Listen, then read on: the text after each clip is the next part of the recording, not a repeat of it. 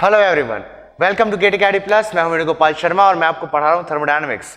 Last video में जो हमने हमारा first law of thermodynamics for an open system था वो टॉपिक कवर कर लिया, जिसके साथ ही हमारा जो मॉड्यूल था फर्स्ट लॉ का वो कंप्लीट होता है। आज हम स्टार्ट करेंगे हमारा मॉड्यूल नंबर 3, जिसमें हम पढ़ेंगे second law of thermodynamics. Okay, तो चलिए स्टार्ट करते हैं आज का वीडियो लेक्चर। तो फर्स्ट लॉ ऑफ थर्मोडायनामिक्स जो है वो ये तो बताता है कि जब कोई दो स्टेट्स के बीच में कोई प्रोसेस एग्जीक्यूट होता है तो एनर्जी इंटरेक्शंस के बीच क्या रिलेशनशिप होता है, ये वो बताता है। ठीक है, यानी कि अगर हम किसी साइकिल की बात करें, किसी थर्मोडायनामिक साइकिल की बात करूं मैं, तो let us say this there is a property diagram, PV diagram. ठीक है, मैं यहाँ थर्मोडायनामिक साइकिल बना रहा हूँ एक, तो this is state number 1, state number 2। तो ये थर्मोडायनामिक साइकिल है अगर, तो ये बताता है कि एनर्जी इंटरेक्शन में क्या क्या रिलेशनशिप होगा। That's from the first law of thermodynamics, that is cyclic integral of dq is equal to cyclic integral of dw। ये बताता है, ठीक है, ये हमेशा होगा बताता है। किसी प्रोसेस की बात करें तो किसी थर्मोडायनामिक प्रोसेस में वो ये बताता है, फर्स्ट लॉ ये बताता है that dq is equal to du plus dw, ये होगा बताता है। यानी कि हम लोग को जो भी various kind of energy interactions है उसमें ये बताता है कि क्या रिलेशनशिप होगा, ये फर्स्ट लॉ बताता है। लेकिन ये कभी नहीं बता पाता फर्स्ट लॉ के जो प्रोसेस की हम बात कर रहे हैं क्या वो प्रोसेस को एग्जीक्यूट करना पॉसिबल है या नहीं है। उस पर्टिकुलर प्रोसेस की, उस पर्टिकुलर साइकिल की फिजिबिलिटी के बारे में हमको फर्स्ट लॉ नहीं बता पाता है। ठीक है, ये इसका एक सबसे बड़ा ड्रॉबैक है। यानी कि कोई भी अगर हम प्रोसेस सोचते हैं कि मुझे ऐसा कोई प्रोसेस चाहिए तो according to first law you can solve that, but वो प्रैक्टिकली वो पॉसिबल है या वो पॉसिबल नहीं है, इसके बारे में कोई भी prediction first law of thermodynamics नहीं करता है। अब ये इसका एक ड्रॉबैक है। दूसरा ड्रॉबैक ये है कि ये तो बताता है कि एनर्जी सिस्टम में आएगी, एनर्जी सिस्टम से जाएगी, दैट इज हीट सिस्टम में आएगी, सिस्टम से जाएगी, लेकिन ये नहीं बताता ये कि किस डायरेक्शन में हीट का फ्लो होगा। हम लोग जैसे फर्स्ट लॉ का स्टडी करते हैं उस केस में हमने देखा था कि एनर्जी इनको हम पॉजिटिव लेते हैं, that is heat transfer, heat added to the system को हम पॉजिटिव लेते हैं and heat removed from the system को हम लोग निगेटिव लेते हैं। बट यहाँ पर फर्स्ट लॉ ये नहीं बता पाया कि इसका डायरेक्शन क्या होता है, हीट का हमेशा डायरेक्शन क्या होगा। जैसे कि हम बात करते हैं किसी भी नेचर में होने वाले किसी भी स्पॉन्टेनियस प्रोसेस की, यानी कि जो प्रकृति में अपने आप हो रहा है, जैसे झरने की बात करूं मैं, वाटरफॉल की बात करूं, तो वाटर हमेशा हाई एल्टीट्यूड से लो एल्टीट्यूड की तरफ जाता है। ठीक है, टाइम, समय जो है हमेशा आगे बढ़ता है, हम समय में वापस पीछे नहीं जा सकते। ठीक है, तो ये जो सारे नेचुरल प्रोसेसेस है वो हमेशा एक दिशा में ही, एक डायरेक्शन में ही होते रहते हैं। तो यहां पर जो आपका हीट ट्रांसफर है, अगर हीट ट्रांसफर नेचुरली भी हो रहा है तो it must have a certain direction, but उस डायरेक्शन के बारे में फर्स्ट लॉ ऑफ थर्मोडायनामिक्स नहीं बताता है। हमको उसके डायरेक्शन के बारे में पता चलता है सेकेंड लॉ ऑफ थर्मोडायनामिक्स से। सेकेंड लॉ ऑफ थर्मोडायनामिक्स, यहां से पता चलता है हमको हीट फ्लो के डायरेक्शन के बारे में, डायरेक्शन ऑफ हीट फ्लो, ये बताता है हमको सेकेंड लॉ ऑफ थर्मोडायनामिक्स। साथ ही साथ फर्स्ट लॉ के समय में हमने देखा था कि जूल्स ने अपने एक्सपेरिमेंट में, जिसके थ्रू फर्स्ट लॉ का जो स्टेटमेंट है वो बना, उसने बताया था कि वर्क जो है, वर्क को मैं कंप्लीटली हीट में कन्वर्ट कर सकता हूं, लेकिन हीट को कंप्लीटली वर्क में कन्वर्ट नहीं कर सकता हूं, ये उसने बताया था। यानी कि इसका मतलब ये है कि जब मैं किसी n क्वांटिटी ऑफ हीट को वर्क में कन्वर्ट करना चाहता हूं, तो जैसे मैंने n kilo joules of heat दी तो n kilo joules of work मुझे नहीं मिलता है। ठीक है, यानी कि n kilo joules of heat का कुछ fraction during this conversion loss होता है। ठीक है, तो इस बारे में डिटेल में डिस्कस किया सेकेंड लॉ ऑफ थर्मोडायनामिक्स में। ठीक है, अब सेकेंड लॉ ऑफ थर्मोडायनामिक्स जो है उसके दो स्टेटमेंट है। ठीक है, फर्स्ट है आपका Kelvin Planck's statement and second है क्लॉसियस स्टेटमेंट। जो फर्स्ट स्टेटमेंट है that is the Kelvin Planck's statement, वो स्टेटमेंट डील करता है हीट इंजन्स के साथ, यानी कि वर्क प्रोड्यूसिंग डिवाइसेस के साथ। एंड जो सेकंड स्टेटमेंट है वो डील करता है work consuming devices like heat pump and refrigerator के साथ, ये डील करता है। ठीक है, तो चलिए इसे डिटेल में पढ़ते हैं हम लोग, that is Kelvin Planck's statement and the Clausius statement. तो अब देखते हैं हम केल्विन प्लैंक स्टेटमेंट के बारे में कि क्या कहता है। ठीक है, बेसिकली केल्विन प्लैंक स्टेटमेंट जो है that talks about cyclic heat engine, cyclic heat engine. ठीक है, that is a heat engine which works in at a particular cycle. इसका एक पर्टिकुलर साइकिल होगा, थर्मोडायनामिक साइकिल होगा जिस पे ये इंजन वर्क करता है, ठीक है। एंड हीट इंजन उस इंजन को बोलते हैं जो बेसिकली हीट को वर्क में कन्वर्ट करता है, ठीक है। हीट को वर्क में कन्वर्ट करने वाले इंजन को हम लोग हीट इंजन के नाम से जानते हैं। अब ये दो तरीके का हो सकता है, ठीक है। इसमें पहला तो हो सकता है रेसिप्रोकेटिंग हो सकता है ये, ठीक है। एंड सेकंड हो सकता है आपका रोटरी, ठीक है, रोटरी, यानी कि एक या तो ये आपका रेसिप्रोकेटिंग यानी कि बैक एंड फोर्थ मोशन देने वाला इंजन हो सकता है, और सेकंड रोटरी, या फिर बोल सकते हैं रोटोडायनामिक हो सकता है आपका इंजन, ठीक है। अब रेसिप्रोकेटिंग इंजन की बात करते हैं। रेसिप्रोकेटिंग इंजन हम लोग डेली लाइफ में जो हमारी जो बाइक्स हैं, जो कार्स हैं, उनमें जो इंजन लगा हुआ होता है that is a reciprocating engine. अब रेसिप्रोकेटिंग इंजन में क्या होता है, सबसे पहले तो एक सिलेंडर होता है, ठीक है, एक सिलेंडर होता है। इस सिलेंडर में एक पिस्टन लगा हुआ होता है, ठीक है। देन यहां पर कनेक्टिंग रॉड होती है, ठीक। कनेक्टिंग रॉड के बाद फिर इसमें क्रैंक होता है और ये क्रैंक शाफ्ट होता है, ठीक है। दिस इज क्रैंक शाफ्ट, ठीक है। This is crank, this is connecting rod. अब क्या होता है, अब यहां पर जो स्पेस दिख रहा है हमें, ठीक है, इसी स्पेस में होता है charge, that is your working substance, ठीक है, और fuel. So this is charge, इसको चार्ज भी बोलते हैं। जनरली जो हम लोग इंजन यूज करते हैं, आइदर पेट्रोल इंजन और डीजल इंजन, ठीक है, उसमें हमारा जो एयर होता है उसे फ्यूल के साथ, दैट इज पेट्रोल और डीजल, उसके साथ मिक्स किया जाता है, ठीक है, और यहां पर उसे यूज करते हैं हम लोग, ठीक है। अब क्या किया जाएगा इसको, जब मैं इसको फ्यूल को बर्न करूंगा तो मुझे हीट मिलेगी सिस्टम में, ठीक है, तो Q ऐड होता है यहां पर, तो उस पर्टिकुलर केस में हमें वर्क मिलता है, ठीक है, हमें वर्क मिलता है, ठीक। उसके बाद इस पिस्टन को वापस मुझे इसके इनिशियल स्टेट में भेजना है तो मुझे कुछ वर्क करना पड़ेगा, ठीक है, यानी कि इसको कंप्रेस करके इनिशियल पोजीशन पे लेके आना है तो मुझे वर्क करना पड़ेगा, और उस समय हो सकता है कि यहां पर कुछ हीट आपकी रिजेक्ट हो, ठीक है। तो इस तरह से पहले हीट ऐड हुआ, वर्क मिला, देन मैंने वर्क किया और उसे वापस मैंने उसके इनिशियल स्टेट पे पहुंचा दिया। तो यहां पर कंप्लीट एक थर्मोडायनामिक साइकिल एग्जीक्यूट हुआ, और इस थर्मोडायनामिक साइकिल में जो हीट था, हीट को मैंने वर्क में कन्वर्ट कर दिया। So this setup is a heat engine and this is a reciprocating heat engine, okay. Then rotodynamic engine में क्या रहेगा, देखिए आप, जैसे कि टरबाइन है, गैस टरबाइन हो चाहे स्टीम टरबाइन हो, इस सभी से हमको पॉजिटिव वर्क मिलता है, ठीक है। अब इसका सेटअप कैसा रहता है, इसको ऑपरेट करने के लिए सबसे पहले तो एक फर्नेस होता है, फर्नेस।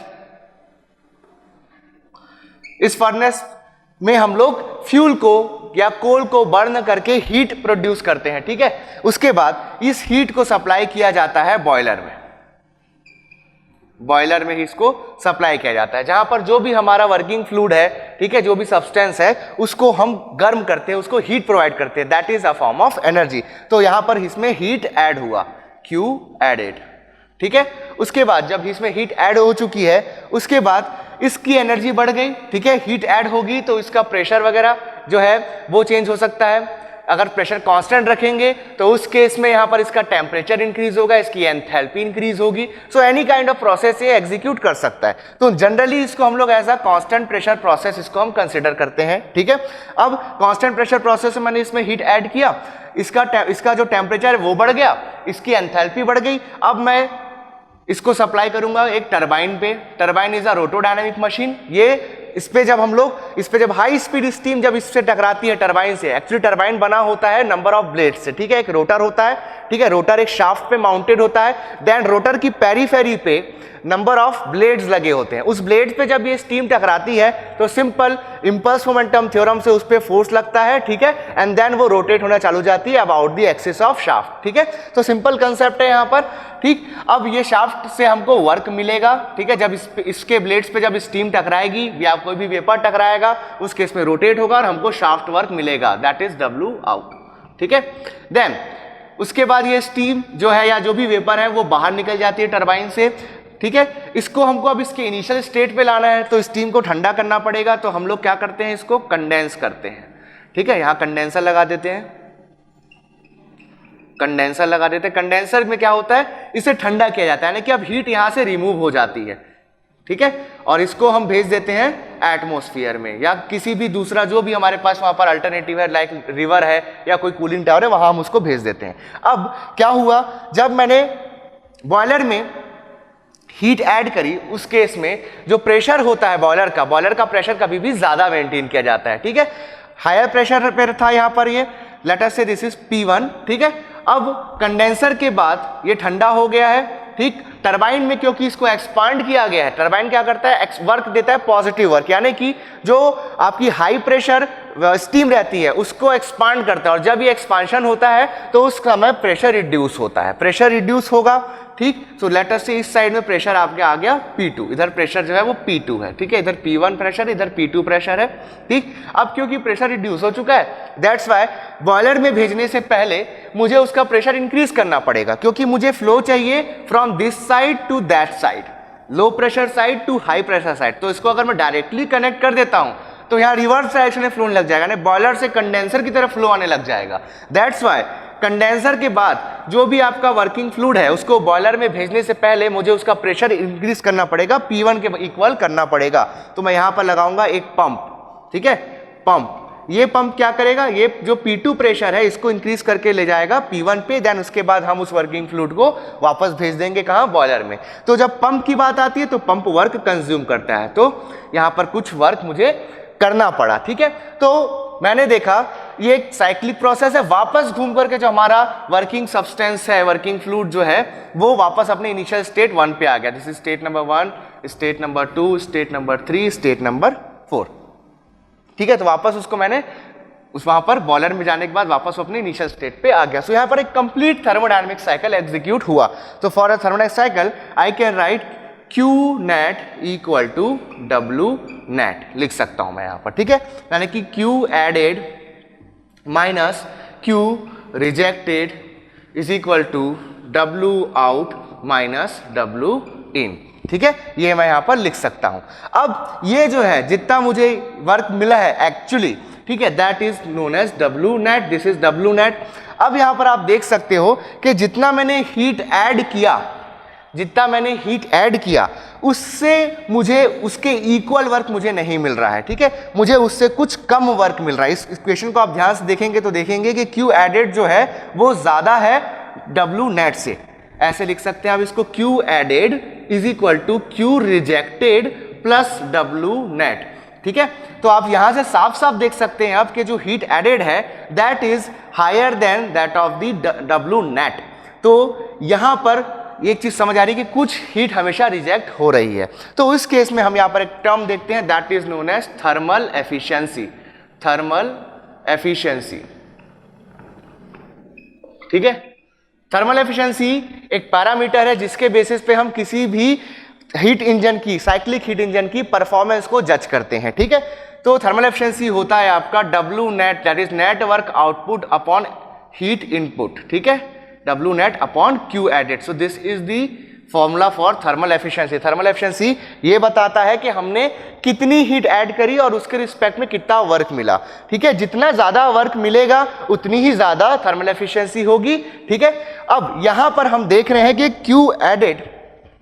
Q added जो है that is always greater than W net. Q added is always greater than W net. W net, इसका मतलब ये है thermal efficiency is always less than 100%, ठीक है। और फ्रैक्शन में लिखूं सो ईटा की जो वैल्यू आएगी that will be less than 1, ठीक है, इन टर्म्स ऑफ फ्रैक्शन। तो ये था आपका थर्मल एफिशिएंसी के बारे में, ठीक है, एंड आपकी साइक्लिक हीट इंजन्स के बारे में।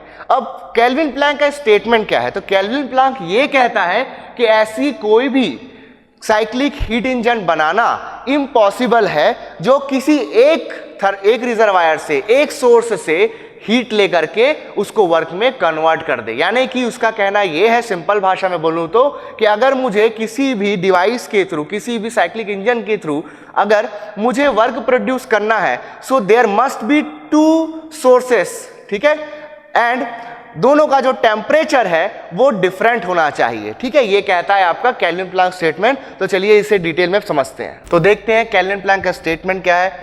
It states that It is impossible for a heat engine to produce net work in a complete cycle if it exchanges heat only with bodies at single temperature। यानी कि कोई engine ऐसा बनाना impossible है जो कि किसी एक बॉडी से या नंबर ऑफ बॉडी से जिनका टेम्परेचर सब एक जैसा है उनसे हीट ले और वर्क प्रोड्यूस कर दे, ऐसा पॉसिबल नहीं। यानी कि अगर मैं यहाँ कोई इंजन की बात करता हूँ, ठीक है, heat engine, cyclic heat engine है ये, तो ये इसको मैं किसी एक जगह से बस इनपुट दूं, ठीक, लेट अस से कोई भी आपका सोर्स है एट टेम्परेचर T1 और ये T1 टेम्परेचर पे इनपुट ले करके आपको वर्क दे दे, ये पॉसिबल नहीं है। यानी कि अब ये कहना क्या चाह रहे हैं इसको समझते हैं। ये यहाँ पर ये बोल रहा है बेसिकली कि जितना भी आप इसको हीट दे रहे हो उसको ये कंप्लीटली वर्क में कन्वर्ट कर दे, ऐसा पॉसिबल नहीं है। तो इसको इस एक और तरह से देख सकते हैं, that it is impossible to construct, it is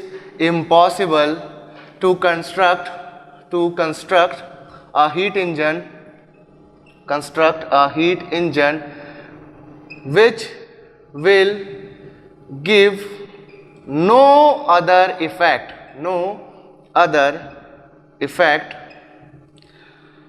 expect to extract heat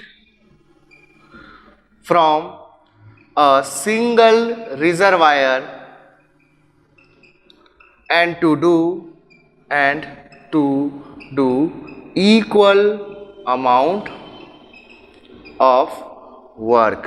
यानी कि ऐसी कोई भी डिवाइस या हीट इंजन बनाना इम्पॉसिबल है जो कोई भी अदर इफेक्ट ना दे, यानी कि कुछ भी हीट रिजेक्ट ना करे, सिर्फ एक रिजर्वायर से हीट ले और उसके इक्वल अमाउंट में वो वर्क कर दे, यानी कि जितना हीट ले उसको वर्क में कन्वर्ट कर दे, ऐसी डिवाइस बनाना इम्पॉसिबल है। और अगर कोई भी ऐसी डिवाइस होगी जो किसी सिंगल सोर्स से या n नंबर ऑफ सोर्स से भी हीट ले लेकिन सभी का टेम्परेचर सेम, यानी कि ऐसे सोर्सेज से हीट ले जिसका टेम्परेचर सेम है, तो उस केस में उन सभी बॉडीज को हम thermodynamically as a single body मानते हैं। ये आपको यहाँ पर ध्यान रखना है कि अगर आपके पास n नंबर ऑफ बॉडीज हैं, सभी बॉडी का टेम्परेचर सेम है, इन दैट केस हम उनको इस एनालिसिस में एक बॉडी की तरह ही मानेंगे, ठीक है। सो अगर वो T1 टेम्परेचर से हीट ले रहा है Q1, तो वो उसको कंप्लीटली W में कन्वर्ट कर दे, ऐसा डिवाइस बनाना पॉसिबल नहीं है, ठीक है। तो ऐसे केस में अगर ऐसा कोई बॉडी हो जो कि जितना हीट उसमें डाला जा रहा है उसको कंप्लीटली वर्क में कन्वर्ट कर दे, that will be known as PMM2, that is perpetual motion machine of second kind, ठीक है। सो इस केस में यहां से हम ये बोल सकते हैं कि ऐसा कोई भी हीट इंजन बनाना इम्पॉसिबल है जो किसी भी क्वांटिटी में हीट रिजेक्ट ना करे, बिल्कुल, मतलब ऐसा कोई भी मशीन बना नहीं सकते हम लोग, कोई भी हीट इंजन नहीं बना सकते जिसके लिए Q रिजेक्टेड 0 हो, ठीक है। अगर Q रिजेक्टेड 0 होगा so Q added will be equal to W, ठीक है। और अगर ऐसा हो रहा है Q added will be equal to W net, ये हो जाएगा। In that case the thermal efficiency of heat engine eta will become W upon Q added, that is equal to 1, और we can write 100%, यानी कि ऐसे case में thermal efficiency 100% हो जाएगी, and that is violation of Kelvin Planck's statement. तो ऐसी कोई भी मशीन जिसके लिए थर्मल एफिशिएंसी 100% होगी, that will be known as perpetual motion machine of second kind, and this is an hypothetical machine which is not possible. It is impossible to construct such an engine which will produce work equal to the heat supply and it will not reject any sort of heat, ठीक है। तो यहाँ पर हम देख रहे हैं heat engine एक पर्टिकुलर टेम्परेचर वाली बॉडी से हीट ले रहा है। तो यहाँ पर जो बॉडीज इसने कंसिडर करी है, they are known as TER, यानी कि thermal energy, E for energy and R for reservoir, ठीक है। Thermal energy reservoir, that is TER। What is TER? TER, that is thermal energy reservoir, are the bodies of infinite heat capacity. इसमें इनकी heat capacity बहुत ज़्यादा होती है, यानी कि इससे हम जितना चाहे उतना हीट निकाल सकते हैं, इनको जितना चाहे उतना हीट दे सकते हैं, इनके टेम्परेचर में कोई भी चेंजेस नहीं आते हैं। तो ऐसी बॉडी को हम बोलते हैं thermal energy reservoir. So it is nothing but a hypothesis, एक परिकल्पना है। ऐसी कोई भी प्रैक्टिकल बॉडी जो इस तरीके का बिहेवियर दे रही हो उसको हम लोग इक्विवेलेंट टू TER मान लेते हैं। जैसे कि मैं फर्नेस की बात करता हूं, फर्नेस में कोई भी फर्नेस हो, ठीक है, फर्नेस में हम लोग को एक पर्टिकुलर टेम्परेचर चाहिए होता है जो भी मेटल है उसको ट्रीट करने के लिए, ठीक है, मेटल को ट्रीट करने के लिए उसको मेल्ट करना हो, उस पर फोर्जिंग करनी हो, आपको उसको उस पर हॉट वर्किंग करनी हो, जो भी हमको उसमें मैन्युफैक्चरिंग वाला ऑपरेशन करना हो, उस केस में यहाँ पर हमको एक पर्टिकुलर टेम्परेचर रिक्वायर्ड होता है इसकी ट्रीटमेंट के लिए। नाउ इस ट्रीटमेंट के लिए अगर हमको T1 टेम्परेचर चाहिए तो यहाँ पर हम लोग n नंबर ऑफ मेटल्स भी रख देते हैं, तब भी जो है इसका टेम्परेचर है एक पर्टिकुलर वैल्यू पे T1 पे मेंटेन रखता है। और ऐसा हम करने के लिए उस पर्टिकुलर केस में हम क्या करते हैं, डेफिनेटली कोई फ्यूल या फिर इलेक्ट्रिसिटी हम लोग कंज्यूम कर रहे होते हैं, या तो हम लोग वहां पर कोई फ्यूल जलाएंगे, आइदर कोल, पेट्रोल, डीजल, या फिर हम लोग इलेक्ट्रिक सप्लाई लेंगे और इलेक्ट्रिसिटी सप्लाई लेंगे और इस पर्टिकुलर टेम्परेचर को मेंटेन करेंगे, ठीक है। इररिस्पेक्टिव ऑफ दैट, उसको आप भूल जाओ तो आप देखोगे कि ये जो फर्नेस है इससे आप कितनी भी हीट ले रहे हैं कि मेटल जो है इससे हीट एब्जॉर्ब कर रहा है, ठीक है।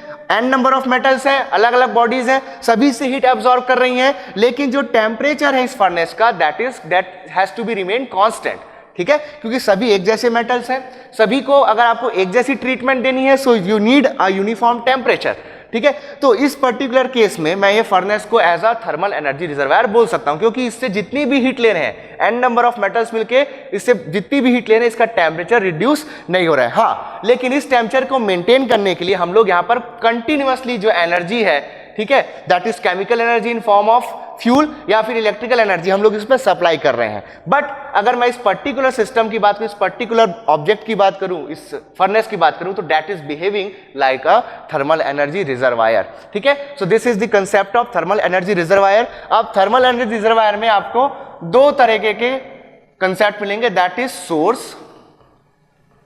सोर्स एंड सिंक, ठीक है। जैसा कि मैंने बताया अभी, थर्मल एनर्जी रिजर्वायर में इनफाइनाइट हीट कैपेसिटी होती है, चाहे तो आप उससे जितनी हीट निकाल लो, चाहे तो उसमें हीट जितनी भी है वो डाल दो, उसके टेम्परेचर में कोई भी चेंजेस नहीं आएंगे, ठीक है।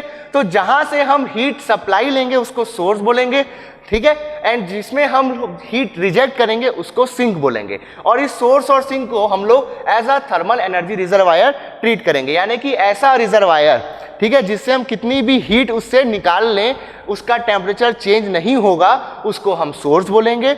ऐसा रिजर्वायर या ऐसा थर्मल एनर्जी रिजर्वायर जिसमें हम कितनी भी हीट ऐड कर दें उसका टेम्परेचर चेंज नहीं होगा, that is known as sink, ठीक है। So this is the concept of source and sink. तो केल्विन प्लैंक स्टेटमेंट के according, if there is a TER at T1 and there is another TER at T2, ठीक है, and T1 is greater than T2, तो इस case में definitely ये जो होगा ये आपका सोर्स होगा, दिस विल बी सोर्स का टेम्परेचर हमेशा सिंक से ज्यादा होता है and this will be sink, क्योंकि T1 बड़ा है T2 से, that's why this is source and this is sink. अब अगर इनके बीच में मैं कोई साइक्लिक हीट इंजन लगा दूं, यहां पर मैं साइक्लिक हीट इंजन लगा दूं तो यहां से ये Q1 क्वांटिटी ऑफ हीट लेगा, ठीक है।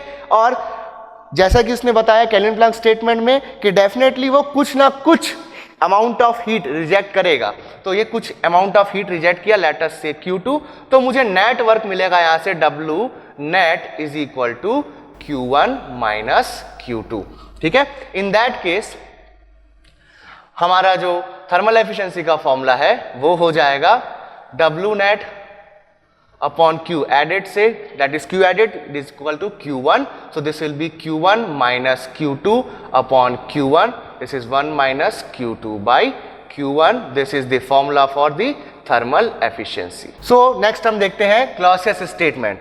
क्लॉसेस स्टेटमेंट जो है वो बेसिकली आपके refrigerator and heat pump devices के लिए यूज किया जाता है। इसका स्टेटमेंट है, it is impossible to construct a device which while operating in a cycle will produce no effect other than the transfer of heat from cooler to hotter body, यानी कि इसका मतलब ये है कि कोई भी दो बॉडी जिनका एक का टेम्परेचर कम है और एक का टेम्परेचर ज़्यादा है, यानी कि हीट लो टेम्परेचर से हाई टेम्परेचर के बीच अपने आप फ्लो नहीं होगी, इसका कहने का ये मतलब है।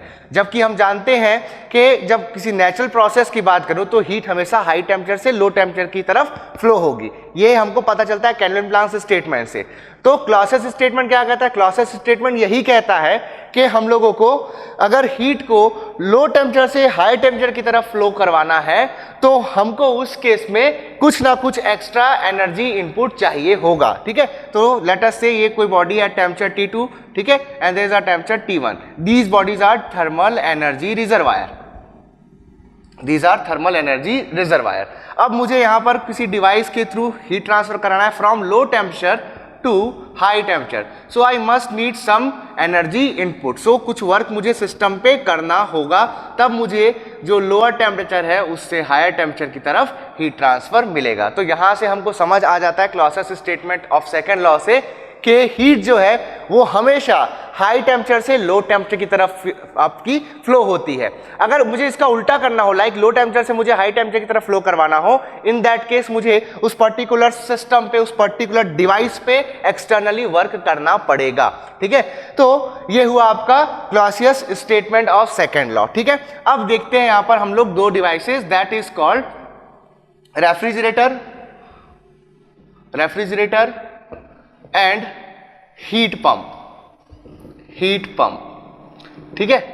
अब रेफ्रिजरेटर एंड हीट पंप क्या होता है इसको समझते हैं। रेफ्रिजरेटर उस डिवाइस को कहते हैं जिसका काम होता है किसी पर्टिकुलर ऑब्जेक्ट को, किसी पर्टिकुलर बॉडी को एक पर्टिकुलर टेम्परेचर पे मेंटेन रखना, ठीक है। अब किसी पर्टिकुलर टेम्परेचर पे मेंटेन रखना है, बेसिकली ठंडा रखना है, उसका काम होता है। तो अगर किसी भी ऑब्जेक्ट को किसी लोअर टेम्परेचर पे मेंटेन रखना है तो उससे हमको कंटिन्यूअसली हीट उसको निकालती रहनी पड़ेगी, ठीक है। So that is the work of refrigerator, यानी कि किसी बॉडी से कंटिन्यूअसली हीट ड्रॉ करके उससे बाहर निकाल करके उसको एक लोअर टेम्परेचर पे मेंटेन रखना, this is the work of refrigerator, ठीक है।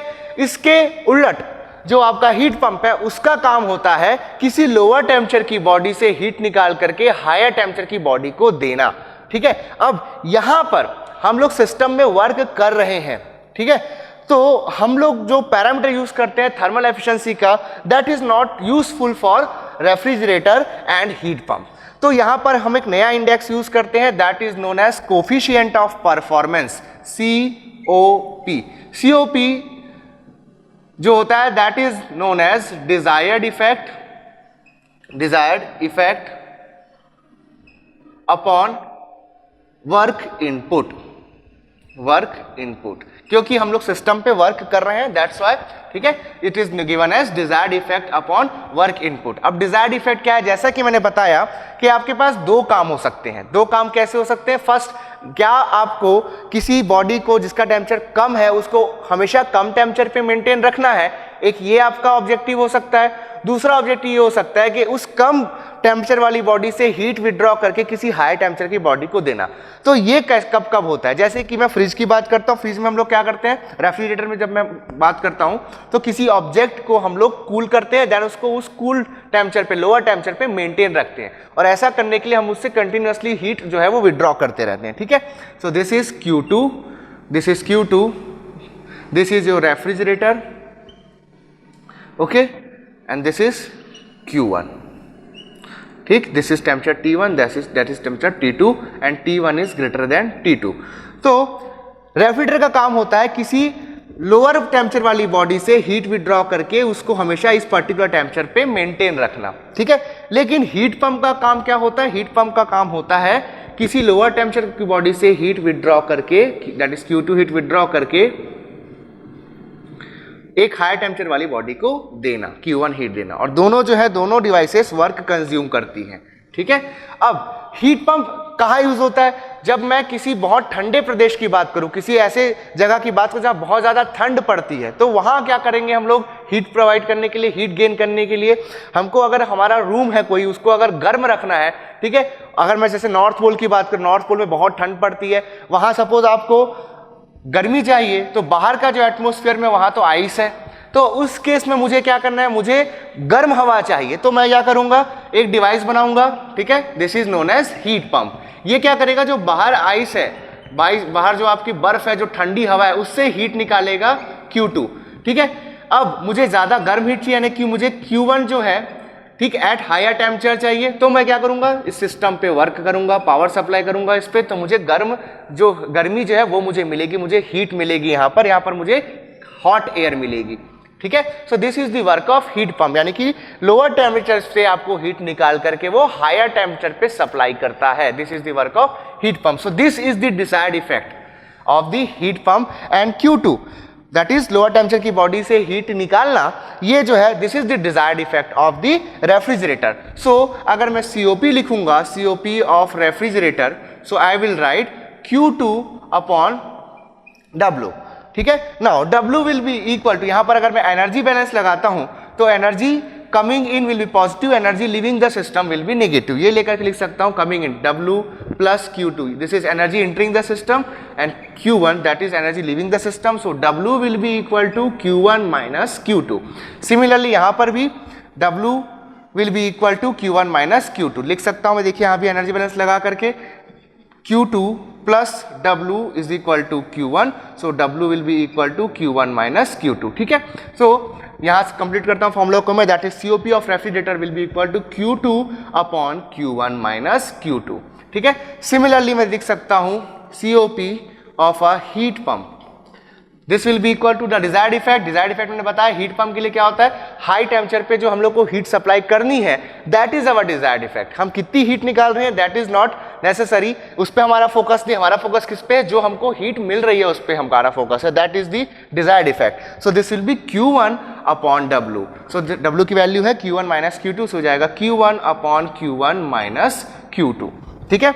नाउ इन दोनों रिलेशनशिप को आप अगर कंपेयर करेंगे तो देखेंगे that COP of heat pump, ठीक है, COP of heat pump will be equal to COP of refrigerator plus 1, ठीक है। मैं जानता हूं, मैंने लिखा भी COP ऑफ रेफ्रिजरेटर होता है आपका Q2 upon Q1 minus Q2। इसमें अगर आप प्लस 1 करते हैं तो आप देखेंगे Q2 plus Q1 minus Q2 upon Q1 minus Q2 आएगा, ठीक है। इसको सॉल्व करने पे क्या आया, Q1 divided by Q1 minus Q2, and this is the COP of heat pump.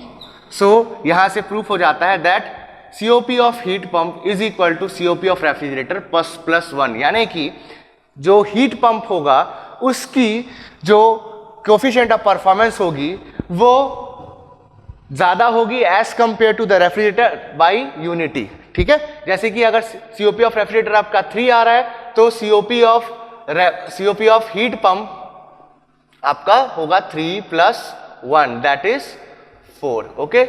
So this is the relationship between the coefficient of performance between the heat pump and the refrigerator, okay. तो यहाँ पर हम लोगों को Clausius statement से समझ आ गया कि जो हीट है वो हमेशा high temperature to low temperature flow होगी। अगर मुझे लो टू हाई टेम्परेचर अगर हीट ट्रांसफर करना है, इन दैट केस मुझे सिस्टम में कोई वर्क यहाँ पर प्रोवाइड करना पड़ेगा। नेक्स्ट हम देखते हैं Carnot's engine and Carnot's theorem. तो चलिए अब देखते हैं कार्नोट साइकिल। कार्नोट साइकिल जो है it is a ideal cycle, it's completely hypothetical, ठीक है। अब देखते हैं ये इसमें किस तरीके के प्रोसेस एग्जीक्यूट होते हैं वो देखते हैं, ठीक है। तो यहाँ पर हमारे पास एक सोर्स है at a temperature T1 and sink है at a temperature T2।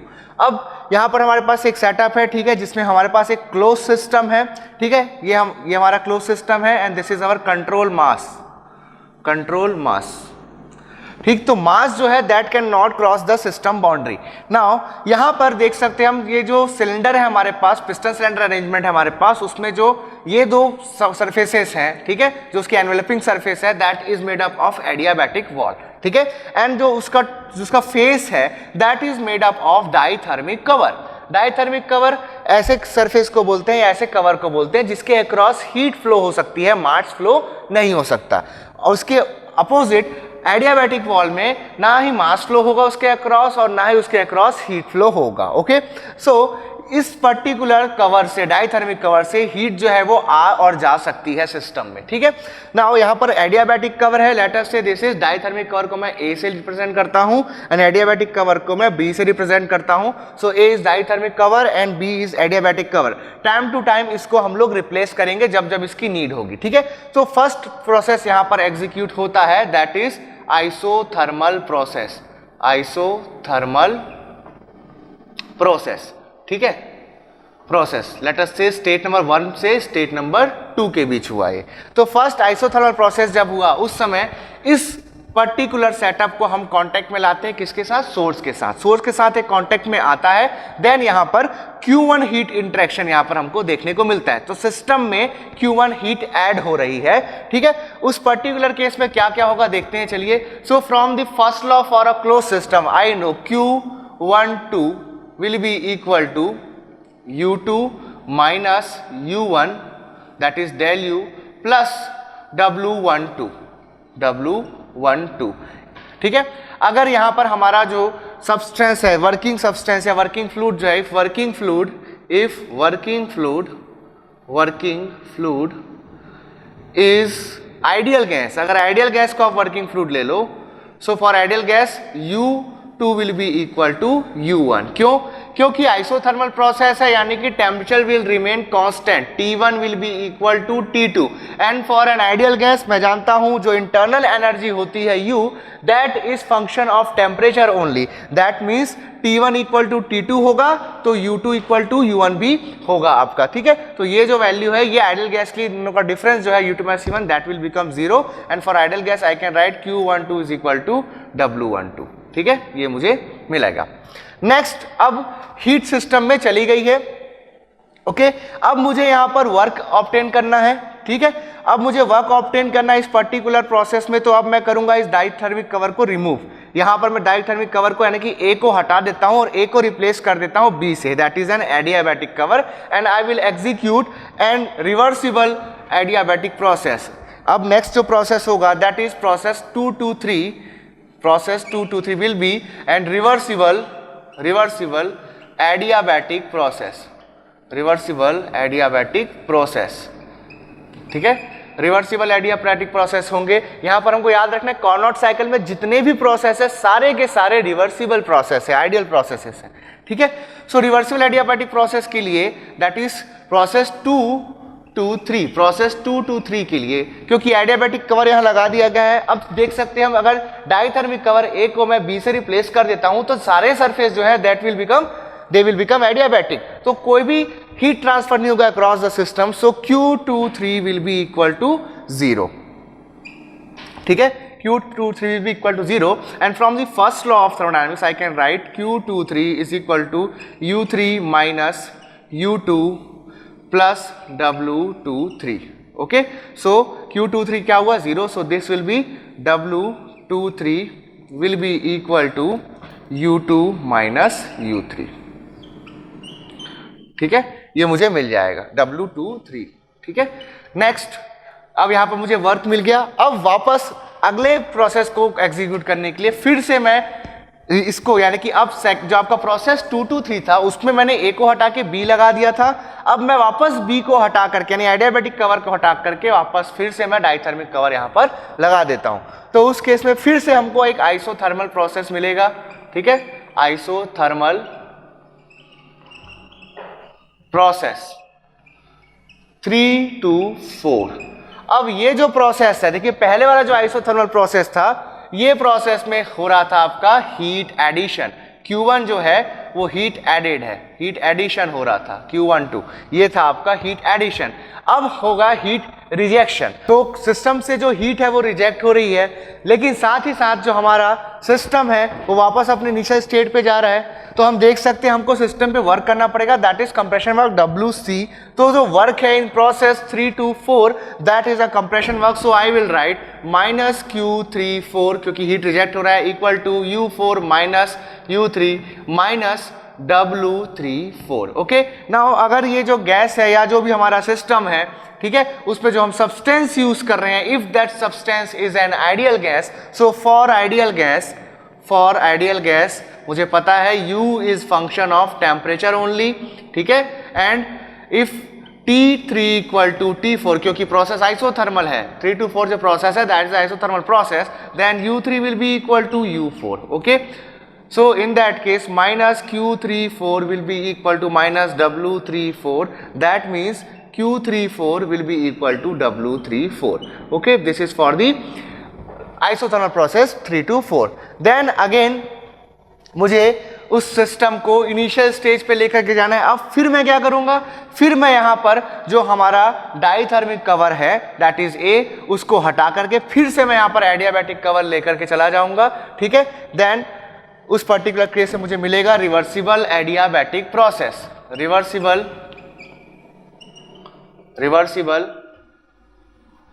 Adiabatic process from 4 to 1, क्योंकि अब एडियाबैटिक वॉल लगा दिया गया, दैट्स वाई अब जो हीट ट्रांसफर होगा that will B 0। So I can right Q41 is equal to U1 minus U4 plus W41, okay, so Q41 will be equal to 0, ठीक है, कोई हीट ट्रांसफर नहीं होगा क्योंकि सारे जो सरफेसेस है वो अब एडियाबैटिक हो गए हैं। तो यहां पर से मुझे मिल जाएगा U41 equal to U4 minus U1। So this is about all the processes of the Carnot cycle. अब ये जो सारे प्रोसेसेस हैं दे आर रिवर्सिबल प्रोसेस। तो अब मैं इन्हें किसी प्रॉपर्टी डायग्राम में ड्रॉ करता हूं। So let us draw the PV diagram, ठीक है। So PV diagram for the Carnot cycle, ठीक है। तो फर्स्ट जो प्रोसेस है पीवी डायग्राम में, जो हमारा फर्स्ट प्रोसेस है that is an isothermal process. So this is PV diagram. So state number 1, ठीक है, state number 1 to state number 2, process 1 2, this is an isothermal process that is temperature is constant, isothermal process state number 2। Then state number 2 से state number 3 पे जो हमारा process आया है that is a reversible adiabatic process. So this will be a reversible adiabatic process that is PV raised to power gamma is equal to constant. For here I can write PV equal to constant, okay.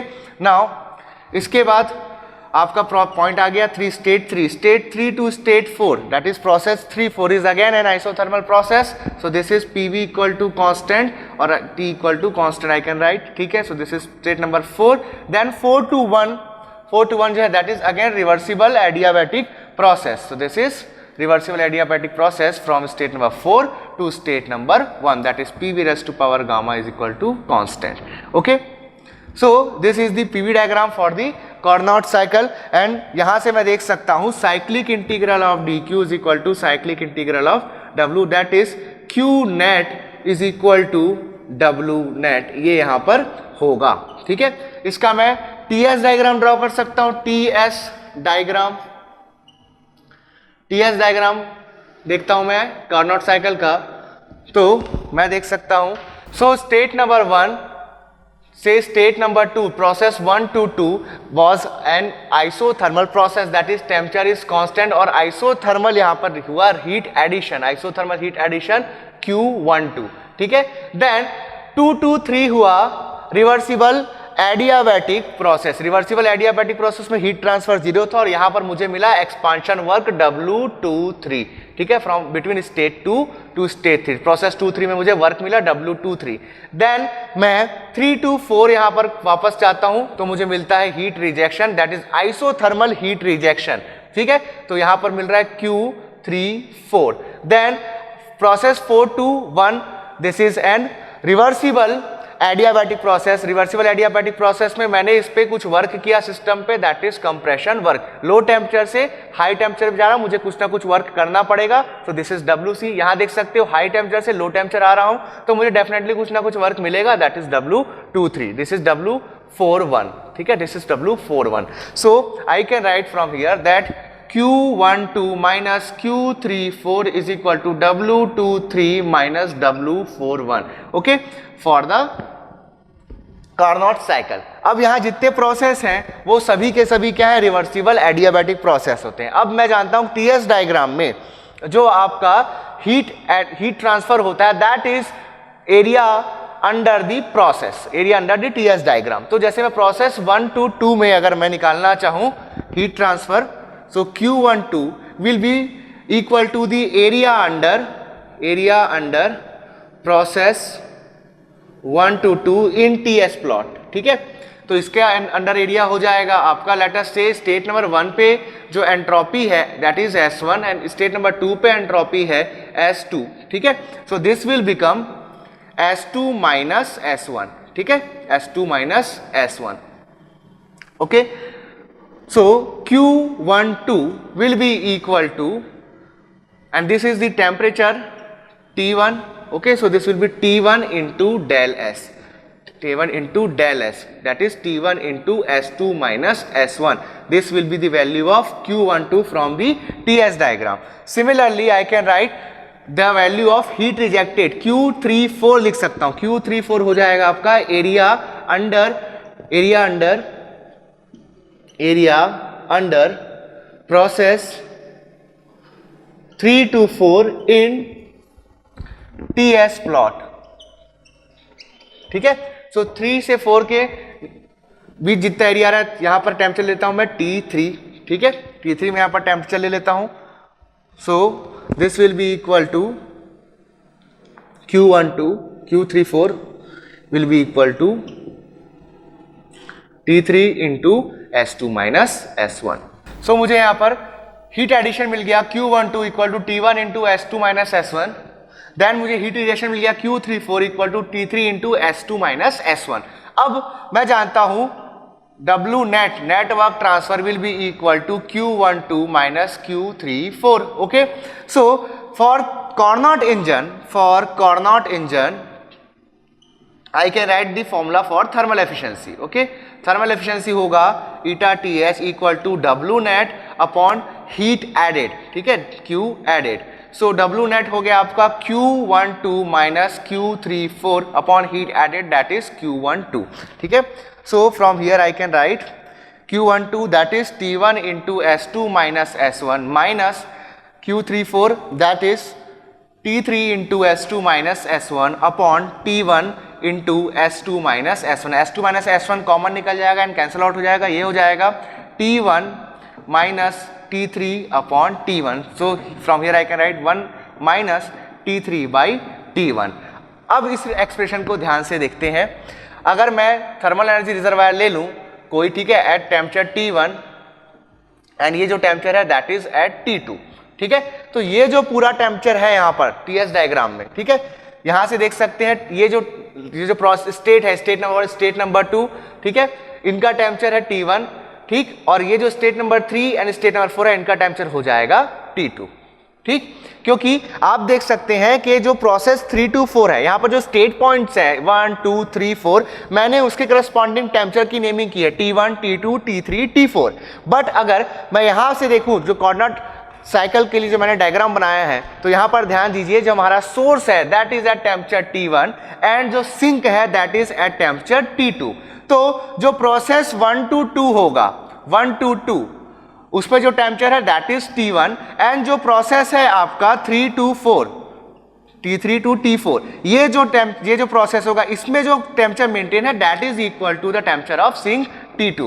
So from this diagram I can say that thermal efficiency of Carnot cycle will be equal to 1 minus T2 by T1. So for a reversible heat engine, the thermal efficiency can be written as 1 minus T2 by T1, where T2 is the temperature of sink and T1 is the temperature of source. तो next हम देखते हैं Carnot theorem. Carnot theorem जो that is basically for all heat engines. ये कहता है कि कोई भी हीट इंजन हो उसकी एफिशिएंसी किसी भी रिवर्सिबल हीट इंजन से ज्यादा नहीं हो सकती। ठीक है, अगर एक्चुअल इंजन और रिवर्सिबल इंजन लूं मैं, दो इंजन है मेरे पास, एक एक्चुअल हीट इंजन है और एक रिवर्सिबल है। ठीक है, this is our actual heat engine, ठीक, and this is reversible heat engine. ठीक है, HER। तो अगर इनको मैं सेम टेम्परेचर लिमिट्स में फिट कर दूं T1 and T2, T1 is the temperature of source and T2 is temperature of sink. So when two engines, one is reversible and one is irreversible और actual, ठीक है, ये engines जब दो same common temperature के बीच में work कर रहे होंगे, then in that case thermal efficiency of the reversible engine will always be greater than the thermal efficiency of the actual engine. यानी कि किसी भी केस में एक रिवर्सिबल हीट इंजन की एफिशिएंसी हमेशा ज्यादा होती है efficiency of a heat engine. Heat engine बोलना और रिवर्सिबल हीट इंजन बोलने में फर्क समझ सकते हैं आप लोग। ऐसे हीट इंजन जिसके सारे प्रोसेसेस, ठीक है, रिवर्सिबल होंगे, that is known as reversible heat engine. ठीक है, सो यहां पर कार्नोट ने ये बोला कि किसी भी रिवर्सिबल हीट इंजन की एफिशिएंसी हमेशा ज्यादा होगी अगर वो reversible heat engine same temperature limits के बीच में काम कर रहा होगा।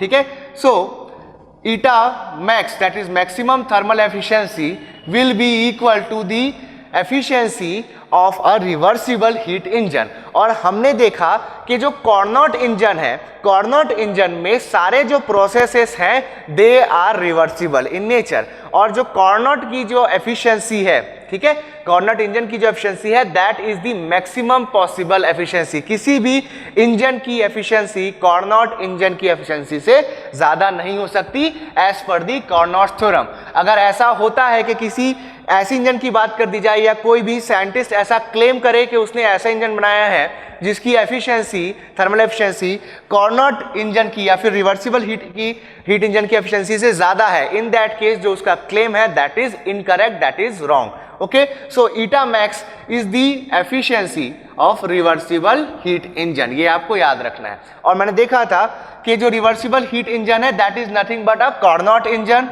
Carnot engine, Carnot engine, Carnot engine की एफिशिएंसी होती है आपकी 1 minus T2 by T1, where T2 is the temperature of sink and T1 is the temperature of source. ठीक है, यहां पर हमने इसका TS डायग्राम भी देखा था। TS डायग्राम बताया था आपको 4 स्टेट पॉइंट्स हैं, 1 2 3 4।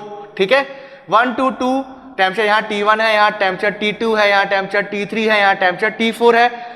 T1 टू T2 हमको हीट कहां से मिल रही है, एक रिजर्वायर से एट टेम्परेचर T1, एंड हमको यहां पर मिल रही है, यहां पर हमने हीट जो है उसको रिजेक्ट किया है to a reservoir at temperature T2। So T3 equal to T4 equal to temperature of reservoir, that is T2। T2 is what, temperature of sink, and T1 and T2 that is temperature at state number 1 and 2 is equal to the temperature T1, that is temperature of source.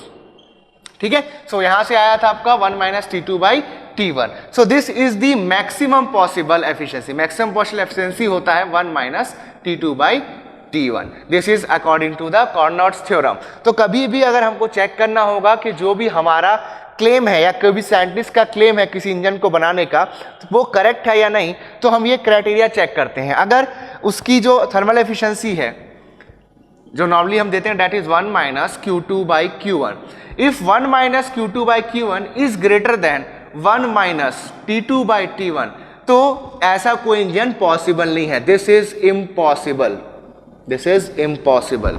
ठीक है, so यहां पर हमने Carnot theorem, Carnot engine and second law को आज पढ़ लिया। I hope आपको आज के सारे टॉपिक्स क्लियर हुए होंगे। तो आई होप आपको आज के सारे टॉपिक्स क्लियर हुए होंगे। अगर आपको कोई भी डाउट्स है तो आप नीचे कमेंट सेक्शन में डाल सकते हैं। हम कोशिश करेंगे कि मीन टाइम में आपके डाउट हम रिजॉल्व करें।